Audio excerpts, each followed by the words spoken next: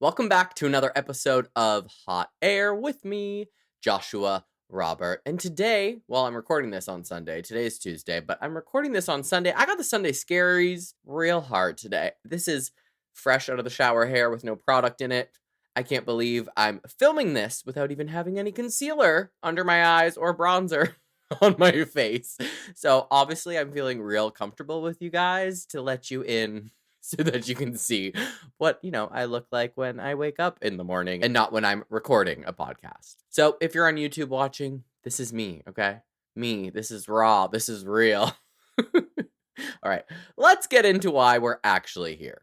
All right, y'all, buckle in, because just when you thought the religious right-wing people were done beating that dead horse, a certain Kentucky County clerk, yes, Kim Davis, if you don't know who she is, don't worry, I'll fill you in just in case you've never heard of her or you forgot. But she decided to resurrect that dead horse, saddle it up, and ride it all the way to the Supreme Court. That is right, Miss Under God's Authority herself is back. And guess what? She is not just trying to dodge a legal bill. She's trying to overturn marriage equality altogether. So this episode, we're going to dive into her original act of defiance, what happened after, and the terrifying truth about how very real the threat is in 2025 to same-sex marriage across the country. So, as I like to say, pour yourself a stiff drink, go hug your dog if you've got one, and let's break down why this dusty-ass saga is suddenly front-page news again. Let's hit it.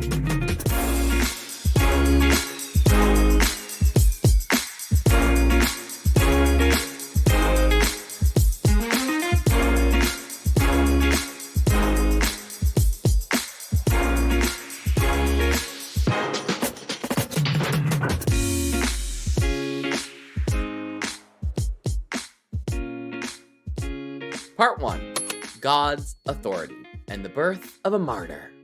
I'm going to be very sarcastic and cunty this entire episode, so let's rewind to June 26th, 2015. The Supreme Court ruled in Obergefell v. Hodges that same-sex couples have a constitutional right to marry nationwide.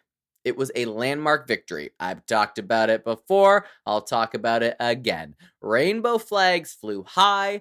Facebook profiles went full sparkle mode. Gays were proposing in front of fountains. You remember it. It was wonderful. And if you don't remember it, you can go listen to my previous episode with Kim and Tammy, who were two of the plaintiffs in the Obergefell v. Hodges case.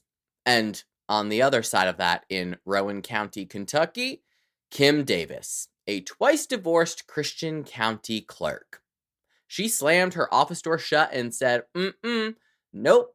She refused to issue any marriage licenses. Gay, straight, did not matter. Her reason? She said issuing licenses to same-sex couples would violate her religious beliefs.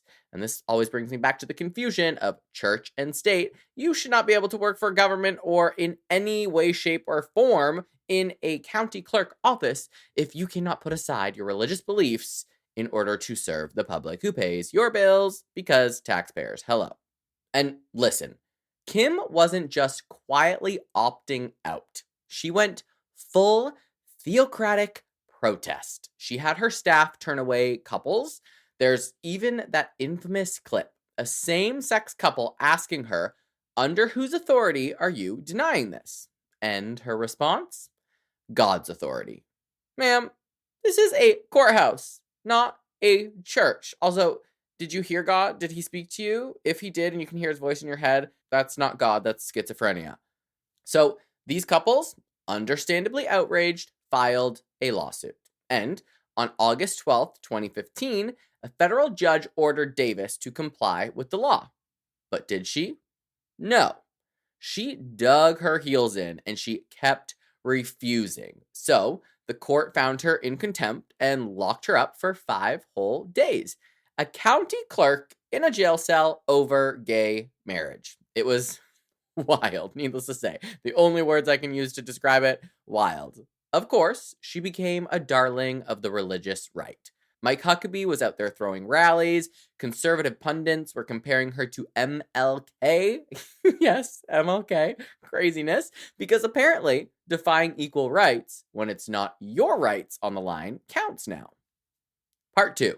What happened next? Lawsuits, loopholes, and Liberty Counsel. So eventually, Kentucky found a workaround. They revised their marriage forms so that county clerks didn't have to sign them personally. Problem solved, right? But not for Kim, because the courts still held her responsible for the damage done, legally and financially. By 2017, she was on the hook for hundreds of thousands of dollars in legal fees, and the lawsuits did not stop. In fact, just last year, in 2024, a jury found her personally liable for violating the constitutional rights of the couples she turned away. The damages? $100,000 per couple. Per couple. Woof. She's gonna be working for a long time. So now we're here in 2025, and instead of just paying up, she's back. This time, knocking on the door of the Supreme Court, asking them to reverse her liability and take another look at Obergefell v. Hodges altogether. And I mean, listen, most legal scholars think this is a long shot. But if the last few years have taught us anything, long shots don't mean shit when the court is stacked. Part 3. The 2025 petition and the weaponization of the First Amendment. God, just reading those titles, I'm like, wait, am I smart? Do I kind of know what I'm talking about? All right. So what is Kim's new argument then? It's basically this. Kim Davis says she was punished for following her religion, that forcing her to issue marriage licenses to same-sex couples violated her First Amendment rights. And she's not alone. Liberty Counsel, the legal group that is backing her, is pushing this as a case not just about religious freedom, but about the right of government officials to opt out of duties that conflict with their beliefs. Let me just pause right there. This is not about bakers or florists or mom and pop cake shops. This is about elected officials refusing to serve constituents because they disagree with the law. And if the Supreme Court decides that is okay, you open a very dangerous door. So what happens when a judge refuses to marry an interracial couple? Or a DMV worker won't issue a license to a trans person? Or a police officer ignores a hate crime because he doesn't believe in gender ideology? We are not playing with hypotheticals here. We're playing with fire. Ooh, my hands are waving all over the place. That's when you know your boy's heated. Part 4. The anti-marriage equality movement in 2025.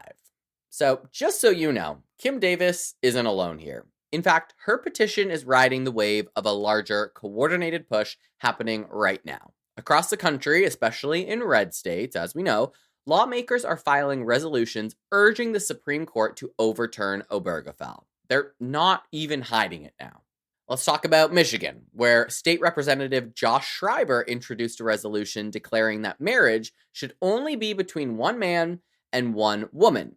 He called Obergefell tyrannical, which no matter how many times I say that word, it feels weird. It just does not feel right on my tongue.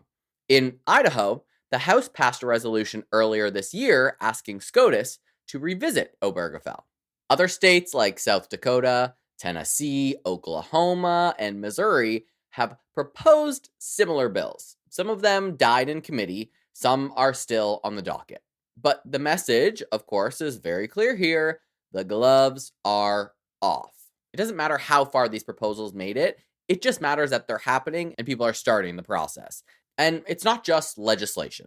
According to polling by the Williams Institute, nearly 60% of married same-sex couples say they fear their marriage could be invalidated in the next 5 years. And who can blame them? After Roe v. Wade was overturned in 2022, all bets are off. The same legal logic used in Dobbs, that rights not explicitly written in the Constitution are not deeply rooted enough, could absolutely be used to take down marriage equality. And Clarence Thomas literally said he wants to revisit Obergefell in his opinions on Dobbs. So, like, hello, he's already for it. Part 5. If Obergefell falls. So, let's just say, worst case scenario, Obergefell is overturned. What happens? Well, first, states would regain the power to ban same-sex marriage. And more than 30 states already have dormant constitutional amendments or laws banning gay marriage just waiting to be reactivated. Now, yes, the Respect for Marriage Act that passed in 2022 says that the federal government will recognize all existing same-sex marriages, and states must recognize marriages performed in other states. But if you live in Texas or Alabama and want to get married at home, well, you would be forced to cross state lines. Like abortion, like gender-affirming care, marriage becomes a zip code privilege. Part 6. Why this isn't just about Kim Davis. Let's be clear here. Kim Davis is not some fringe actor anymore. She is a symbol. She's a puppet for a much bigger agenda, which is the weaponization of religious freedom to undo civil rights. And this movement isn't slowing down, it is evolving. They know they can't win through Congress, so they're using state legislatures and courts slowly chipping away at the foundation of rights that many of us took and take for granted. First, it was women's rights. Then it was bathrooms, then trans health care, then book bans, and now they're coming for same-sex marriage again. So, what do we do? What the fuck do we do? Because to be quite honest with you, I am tired of being silent. Not that I am very silent, but like behind a camera version of silent. Like, I'm about to march up to the White House and be like, is there somebody here that I can speak to, please? Because this is not working for me. And if we're not going to do that, we are going to stay loud. We have to stay informed. Of course, we vote, like I always say, in every damn election, especially state ones. We support queer organizations and legal defense funds, and we do not sit quietly while the right tries to rewrite the definition of equality under the law. Because let me tell you, they are playing the long game. Like, we can't forget that. Sometimes we forget all these things are happening and we just brush it to the side and then go to the next music festival. But they're playing the long game. And if Kim Davis can dust herself off a decade later with her freaking sister wife looking ass hair and ask to erase one of the most meaningful civil rights rulings of our time, then we sure as hell can stay ready to fight back. Remember, you ain't got to get ready if you stay ready. And that is where I will leave you. I'm Joshua Robert. This was Hot Air. And if you're queer, married, or simply pissed off, then this episode was for you. And you know where to find me on Instagram and TikTok at _hotairpod. Or you can visit my website, hotairwithjoshuarobert.com. Don't forget to subscribe wherever you are listening, rate and like the pod on whatever podcast app you have my voice playing in your ear. And more importantly, share this information, whether it's sharing the episode or just regurgitating it out of your very own mouth. Share the information because we need to stay in the know. We need to make sure that everyone around us, gay, straight, bi, whatever, is educated. If they're allies, they need to know. If they're queer, they need to know. If you're married and you're a lesbian and you're married to another woman, you need to know what's going on. And I suppose I'll just keep bringing all the queer news to you. So thanks again for listening to Hot Air, and I will see you next Tuesday.